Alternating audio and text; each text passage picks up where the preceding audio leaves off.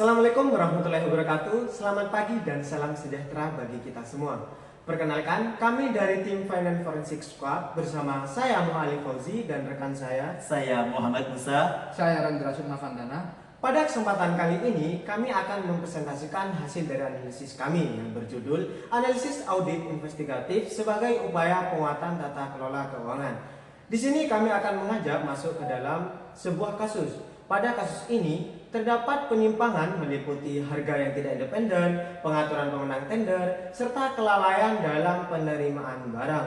Untuk mempersingkat waktu, langsung saja masuk ke dalam kasus tersebut. Dalam sebuah rumah sakit daerah menganggarkan alat kesehatan canggih berupa magnetic resonance imaging dan computed tomography scan dengan nilai sebesar 25 miliar.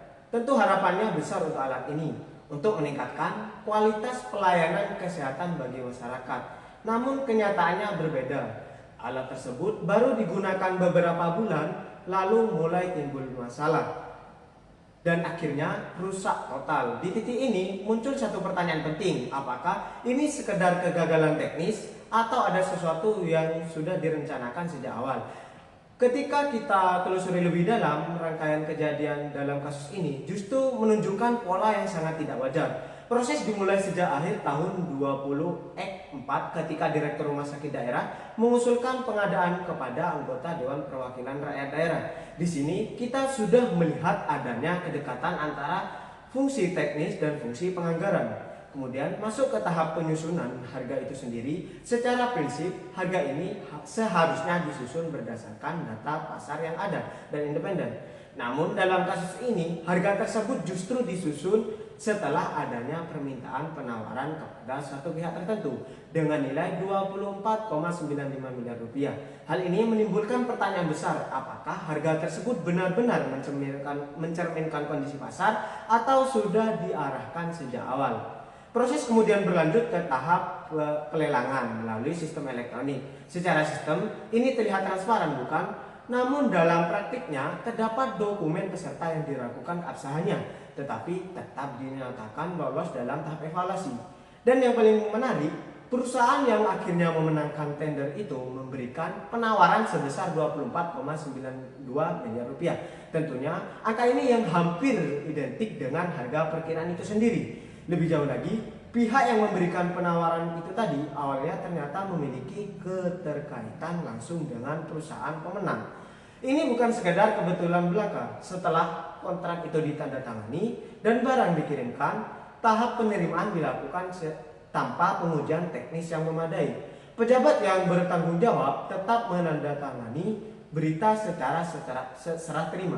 Beberapa bulan kemudian, antara Juli hingga Agustus 2005, alat tersebut mulai mengalami gangguan dan akhirnya tidak dapat digunakan sama sekali.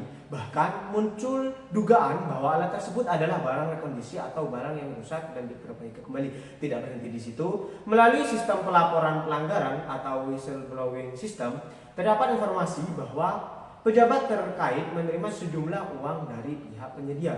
Jika seluruh rangkaian ini kita satukan, apa yang akan terjadi, siapa yang terlibat, kapan berlangsung, di mana terjadi, mengapa dilakukan, dan bagaimana caranya, dan berapa dampaknya, maka terlihat jelas bahwa ini bukan peristiwa yang berdiri sendiri, melainkan ini adalah pola yang sangat terstruktur. Untuk memastikan hal tersebut, kami di sini melanjutkan dengan prosedur audit investigatif yang akan disampaikan oleh rekan saya. Dalam kasus ini, pendekatan yang digunakan bukan sekedar audit biasa, melainkan audit investigatif yang bertujuan untuk membuktikan adanya penyimpangan. Tahap pertama yaitu penyusunan rencana audit investigatif. Fokus pemeriksaan diarahkan pada seluruh tahapan pengadaan, mulai dari perencanaan, penyusunan harga, perkiraan itu sendiri, serta proses pelelangan, hingga penerimaan barang dari kondisi setelah digunakan. Dari fakta dalam kasus tersebut, terdapat beberapa titik rawan yang menjadi perhatian utama, yaitu penyusunan harga yang tidak independen, proses evaluasi yang tidak objektif, serta penilaian barang tanpa pengujian teknis. Tahap kedua adalah pengumpulan bukti. Pemeriksaan dimulai dari dokumen perencanaan untuk melihat apakah pengadaan benar-benar berdasarkan kebutuhan. Kemudian dilanjutkan dengan analisis harga perkiraan sendiri yang bernilai Rp 24 24,95 miliar yang dalam kasus ini hanya bersumber dari satu penawaran. Selanjutnya, dokumen lelang dianalisis, ditentukan bahwa perusahaan pemenang memberikan penawaran sebesar 24,92 miliar yang sangat dekat dengan harga perkiraan. Kedekan ini menjadi indikasi kuat bahwa harga tidak terbentuk secara kompetitif. Selain itu, dilakukan wawancara dengan pihak-pihak terkait untuk menggali proses pengambilan keputusan serta penerusan aliran dana berdasarkan informasi dari sistem pelaporan pelanggaran. Tahap ketiga adalah pemeriksaan fisik terhadap alat. Faktanya bahwa alat mengalami kerusakan dalam waktu kurang dari 3 bulan menjadi indikator penting dalam proses ini. Oleh karena itu, dilakukan pengujian terhadap spesifikasi teknik, kondisi komponen, serta kemungkinan bahwa alat tersebut merupakan barang rekondisi. Tahap berikutnya adalah evaluasi bukti. Seluruh bukti yang telah dikumpulkan dihubungkan satu sama lain, hubungan antara pemberi penawaran awal dan penawaran tender, kedekatan nilai harga, serta kelalaian dalam penerimaan barang menunjukkan pola yang saling menguatkan. Selanjutnya, dilakukan perhitungan kerugian negara dengan nilai kontrak sebesar 24,92 miliar apabila alat ini dapat digunakan.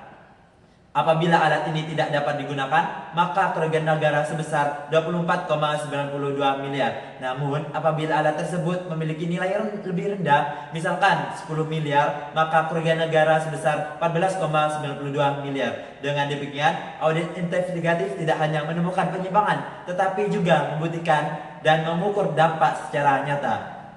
Untuk selanjutnya akan dijelaskan oleh rekan saya. Berdasarkan seluruh analisis yang telah dilakukan, dapat disimpulkan bahwa kasus ini menunjukkan adanya penyimpangan yang terjadi secara sistematis dalam proses pengadaan. Penyimpangan tersebut meliputi penyusunan harga yang tidak independen, pengaturan pemenang tender, konflik kepentingan, serta kelalaian dalam penerimaan barang. Kerusakan alat dalam waktu singkat semakin memperkuat dugaan bahwa barang tidak sesuai spesifikasi. Dari sisi analisis, pendekatan yang digunakan mengintegrasikan audit keuangan dan audit investigatif, sehingga tidak hanya menjelaskan apa yang terjadi, tetapi juga bagaimana pola penyimpangan tersebut berlangsung. Kesimpulan utama kami adalah bahwa kasus ini mengandung indikasi kuat tindak pidana korupsi dalam pengadaan barang dan jasa pemerintah, dengan potensi kerugian negara yang signifikan. Oleh karena itu, diperlukan penegakan hukum serta perbaikan sistem pengendalian internal, khususnya dalam proses perencanaan, evaluasi, dan penerimaan barang. Sebagai penutup, audit investigatif bukan hanya alat untuk mengungkap kesalahan, tetapi juga menjadi fondasi dalam membangun tata kelola keuangan yang transparan dan akuntabel. Mungkin itu saja dari kesimpulan yang telah kami analisis. Kami mengucapkan terima kasih. Wassalamualaikum warahmatullahi wabarakatuh.